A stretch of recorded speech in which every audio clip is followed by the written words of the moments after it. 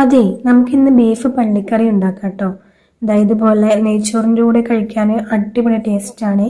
അപ്പോൾ നമുക്കതെങ്ങനെ ഉണ്ടാക്കാമെന്ന് നോക്കാം. അതിനായി ഞാനിവിടെ 750 ഗ്രാം ബീഫ് എടുത്തിട്ടുണ്ട്. ഇനി അതൊരു കുക്കറിലേക്ക് ഇട്ട് കൊടുത്തിട്ട് അതിലേക്ക് ഒരു 2 സവാളയും ഒരു വലിയ തക്കാളിയും 2 പച്ചമുളക്, കറിവേപ്പില. ഇനി പൊടികളായി 1 ടീസ്പൂൺ മുളക് പൊടി, 2 ടീസ്പൂൺ മല്ലിപ്പൊടി, 1 ടീസ്പൂൺ മഞ്ഞൾപ്പൊടി, 2 ടീസ്പൂൺ ഗരം മസാല, 2 ടേബിൾ സ്പൂണോളം വെളിച്ചെണ്ണയും ആവശ്യത്തിന് ഉപ്പും 2 ടീസ്പൂൺ തൈരും കൂടി ചേർത്ത് നല്ലപോലെ ഇതൊന്ന് മിക്സ് ചെയ്തെടുക്കാം.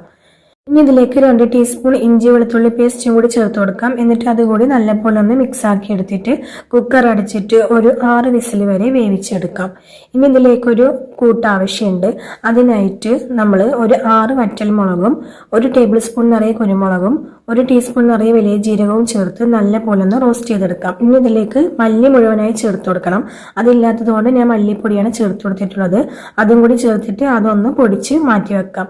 ഇനി ഒരു തേങ്ങയുടെ മിക്സും കൂടി ഇതിലേക്ക് ആവശ്യമുണ്ട്. അതിനായി 2 ടേബിൾ സ്പൂൺ തേങ്ങ എടുത്ത് ഇതുപോലെ ഒന്ന് റോസ്റ്റ് ചെയ്ത് അതും പൊടിച്ച് മാറ്റി വെക്കാം.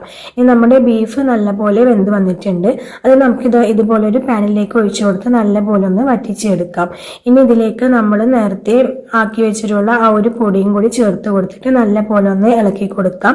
ഇനി ഇതിലേക്ക് ഒരല്പം കറിവേപ്പില ചേർത്ത് കൊടുക്കാം. ഇനി നല്ലപോലെ ഇളക്കി കൊടുത്തിട്ട് ഒരല്പം മല്ലിയില കൂടി ചേർത്ത് കൊടുക്കാം. അതും നല്ലപോലെ ഒന്ന് മിക്സ് ആക്കി എടുക്കാം. ഇതിലേക്ക് നമ്മൾ തേങ്ങ വറുത്ത് വെച്ചിട്ടുണ്ടായിരുന്നില്ലേ, അതൊന്ന് മിക്സിന്റെ ജാറിലിട്ട് ജസ്റ്റ് ഒന്ന് പൊടിച്ചെടുത്തതാണ്. അതും കൂടി ചേർത്ത് കൊടുത്തിട്ട് 2-3 മിനിറ്റ് കൂടി ഒന്ന് വേവിച്ചെടുത്താൽ നമ്മുടെ ബീഫ് പള്ളിക്കറി ഇവിടെ റെഡി ആയിട്ടുണ്ട്. അപ്പോൾ സൂപ്പർ ടേസ്റ്റാണ്, അടിപൊളിയാണ്. എല്ലാവരും ഒരു തവണയെങ്കിലും ഇത് ട്രൈ ചെയ്ത് നോക്കൂ. എന്നിട്ട് ഫീഡ്ബാക്ക് ഒക്കെ ഒന്ന് അറിയിക്കൂ. Okay, by.